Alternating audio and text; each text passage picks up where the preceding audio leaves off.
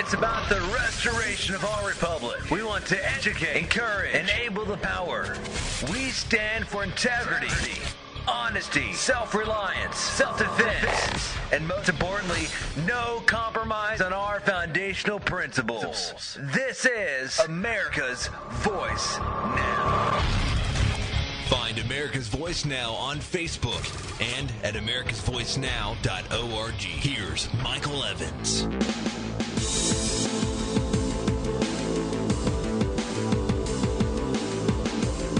All right, America. Good morning. We're back. We're back with our third segment today. You're listening to America's Voice Now. My name is Michael Evans. I am your host. In this segment, we're going to attack what's going on with the global media and how they are pushing for America. They are attempting to use Cass Sunstein's concept of nudge. Let me tell you what nudge is. Cass Sunstein, by the way, is a monster. But he has this principle out there, which he's been promoting through the Obama administration, to force societal shift in thinking. Call it mind control, call it influence, call it whatever you want. It is what it is. And the truth is that they're using propaganda to accomplish that goal. Every nation that has ever fallen into authoritarianism and totalitarianism has used the same basic principles. But Cass Sunstein has actually taken it to a new scientific level. And the world is helping. There are stories out everywhere. Bloomberg has stories out there.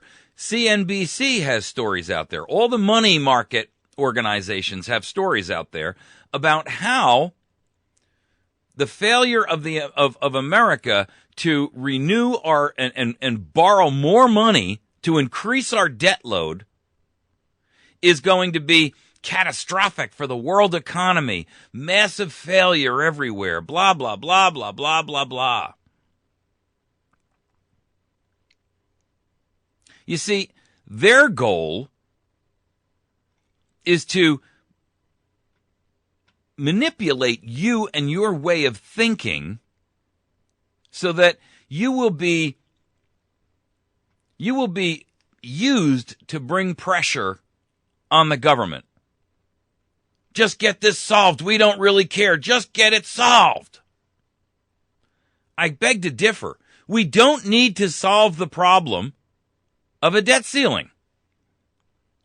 I'm telling you right now that the lie is out there that the debt ceiling is going to be catastrophic if we don't renew it.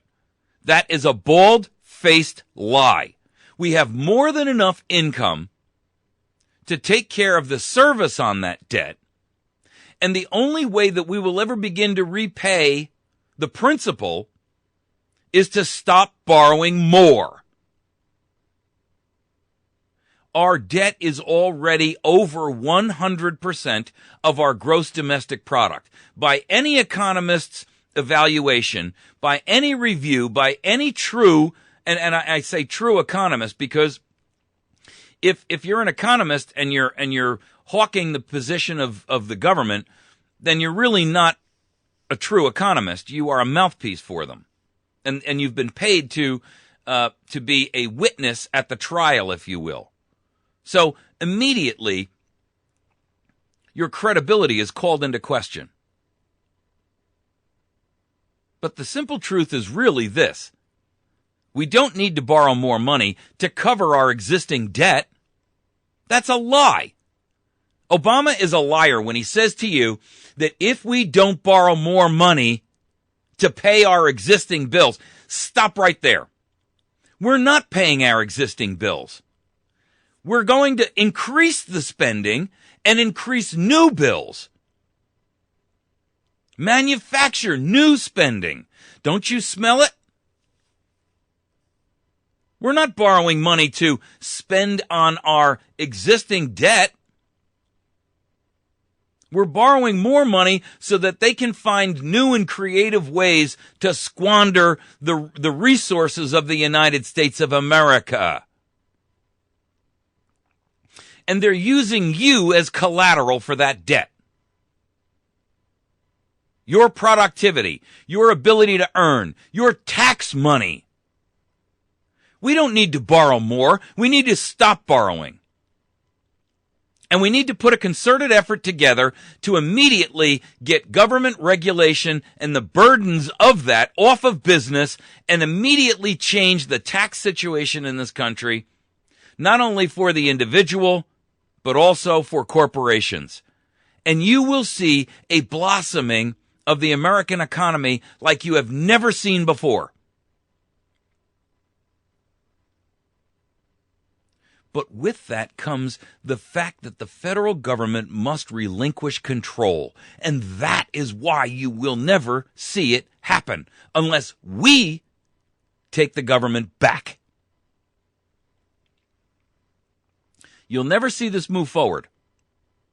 Because with the loss of control of the monetary system, with the loss of control over the hammer, if you will, the sword of Damocles held over American heads, threatening a default once a year, they lose control.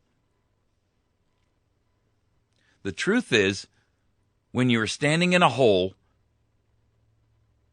and you come to awareness and you are standing there in a hole, shoulder deep with your shovel in your hand, it's time to stop digging. We don't need to borrow more money. We need to realign what we spend right here. Reshuffle the budget and eliminate waste and fraud and abuse and eliminate programs that are not productive to the American system. That includes the spending to literally thousands of universities. The grants need to stop. The grants need to stop not only to universities, but to cronies and friends of the administration. The spending needs to stop. The fraud of the Medicare and Medicaid systems needs to stop. The fraud of a $100 billion a year budget for a federal education system that is in complete and utter disarray needs to stop. Disband the Federal Department of Education. Listen, that's common sense. That's the real common sense this and every other administration will not tell you about. Well, we need common sense gun control. We need common sense spending. We need common sense review of the national debt and the budget. Common sense says when you are spending more than you bring in, you stop spending. You don't go out and borrow more. And the debt ceiling and the debt itself are not tied together. And if we're borrowing money to pay interest on the debt, ladies and gentlemen, then that ought to tell you we are in far worse condition than they want you to believe. Their argument itself is false on its face. If we are actually borrowing money to pay the debt that we have already established, then what that tells you is that you're not standing in a hole that's shoulder deep. You're standing in a hole that where the surface of the ground is 80 feet above your head. And in both situations, the answer is what? Stop spending. Stop borrowing. That's the argument. That's the position they don't want you to hear. And that's the position that every media organization, if they were truly watchdogs of the Republic, would be telling you. They'd be lining up economists from here to the corner 4 blocks away who would stand there and say, when you find yourself inundated in debt, you stop borrowing.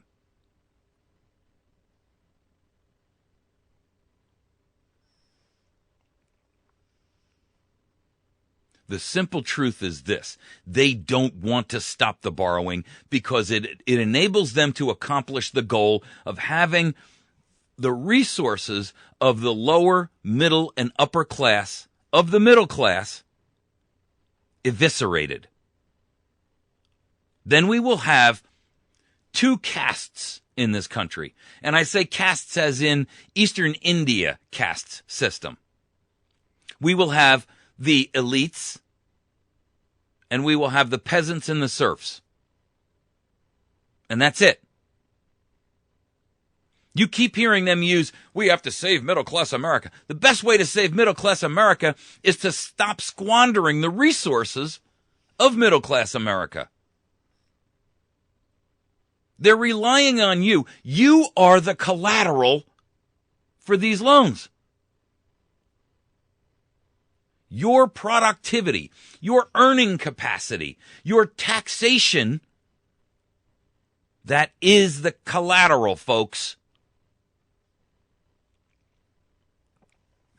You've heard people sit there and say to you things like, your birth certificate is an equity tool, and it's bought and sold on Wall Street with a CUSIP number.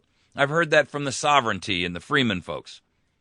Well, irrespective of whether or not that's actually factual, it doesn't need to be. The truth of the matter is they are selling your productivity to the borrower, the China and Japan and the other foreign nations and the Federal Reserve. And they don't have to sell it very hard. These guys all know the game. But they are selling your productivity as collateral. Just the way that a farmer goes to a bank and he says, listen, I've got a herd of 100 cows, and I need to borrow some more money so that I can buy a half a dozen bulls, because if I've got a half a dozen bulls and I've got 100 cows, next season I will have 80 new cows. 80 calves in a year are worth X dollars. You see, your productivity, and you're being sold the fake lie that it's really based on the full faith and credit of the United States. Who do you think makes up the full faith and credit of the United States of America? You do, through taxation. You do, through productivity. The corporations aren't paying any tax. Google, for all the billions they earn, they don't pay a lick of tax in the United States. GE filed a 59,000-page tax return and paid $59,000 in taxes in 2010. Come on, people. GE has earned what? What do they earn? $40 billion a year? I mean, how is it that a company that size pays $59,000 in taxes? You've got small manufacturers out there who do, $20 million a year in business and pay more than $59,000 in taxes. Google just got caught funneling profits into their Irish subsidy so that they could avoid taxes in Europe and the United States. And now they're sending them to Bermuda, where they've just moved $52 billion so that they can avoid taxation on it.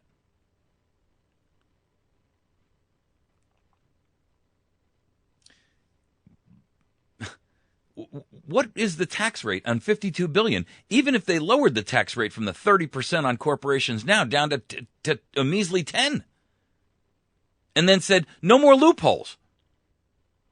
You see, we need a tax reform in this country that says everybody's got some skin in the game. Everybody pays a percentage, irrespective of whether you earn $1 or $1 billion.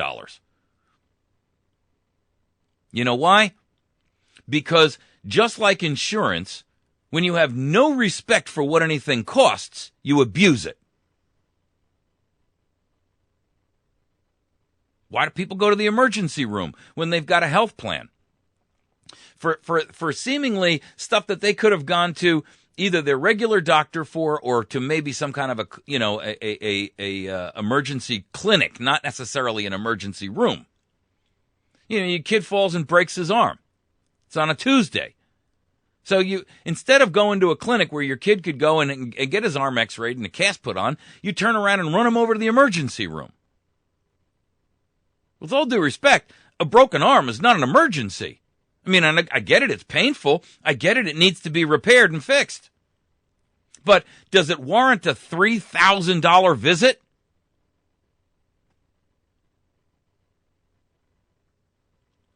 You see, what's happening here is we are being, like cows, like cattle, like livestock, we are being milked and bilked. And these nation states are borrowing on the count of asses that are available for trade and sale. You are collateral for national debt. And they keep upping it and saying, listen, these cows, they're not worth, they're not worth $1 a pound. They're worth $1.20 a pound. On the hoof. And the truth is, they're not.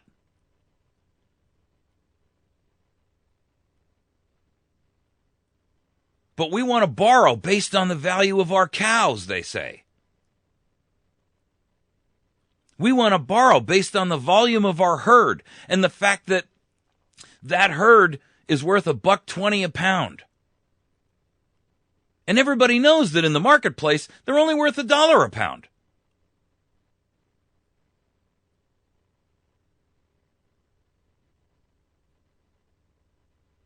It's a scam. It's a game. In order for you to be worth $1.20 a pound, you gotta produce more. 70% of our economy is based on consumerism. You're spending.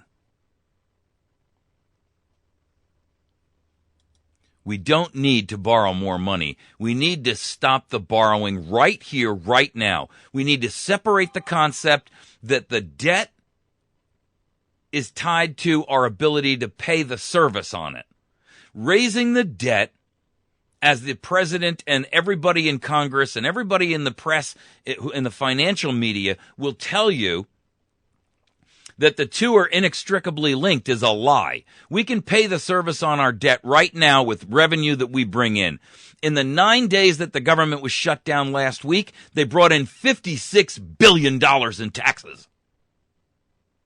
Our debt service cost us about $25 billion a month. We bring in $225 to $250 billion a month. So why is it we have to borrow more money to cover the $25 billion we get by Wednesday of the first of every month? It's all a lie and it's all a scam. And you need to be educated enough about it to be able to communicate it to those people in your circle of influence. You need to understand that with a debt price of $25 billion a month, just for the interest, I grant you that. But we need to stop borrowing money because we have ample money to cover our debt. The only thing these people fear is that their ability to walk around with profligate spending money will be trimmed. They want to walk around with a few $100 billion in their pocket at any given moment to squander on whatever it is that fancy and whim bring to their attention. It's time that we constrained them by holding them down with the bounds of the Constitution. Stop the spending.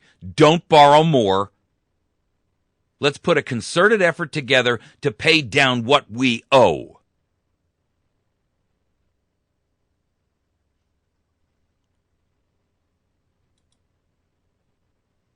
You've been listening to America's Voice Now.